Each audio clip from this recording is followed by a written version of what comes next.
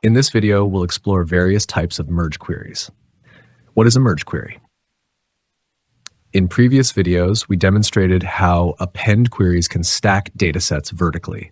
However, in this case, we want to combine data from another table and align it horizontally. To achieve this, we use a merge query. Let's walk through an example. Imagine Table A contains a list of staff required to complete online training along with their managers' names, while Table B contains staff who have completed the training and their results. Although the datasets aren't identical, they share some common information. When performing a merge query, you'll have several options for how to combine these tables. 1. Inner join. If you only want to retrieve a list of staff who are both required to do the training and have completed it along with their results, you'll use an inner join. This pulls only the data that appears in both tables. 2. Left outer join.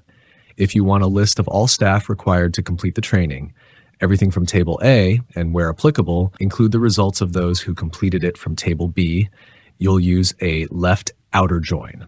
3. Right outer join. This works the opposite way.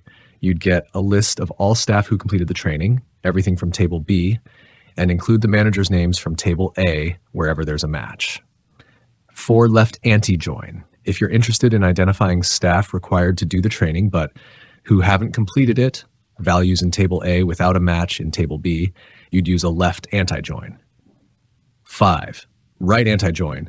Similarly, a right anti-join would retrieve all staff who completed the training but aren't listed in the required training list from Table A. 6. Full outer join. If you want to combine everything from both tables, whether or not there's a match, you'd use a full outer join. Each type of join serves a specific purpose, allowing you to tailor your merge query to your exact needs. Thanks for watching.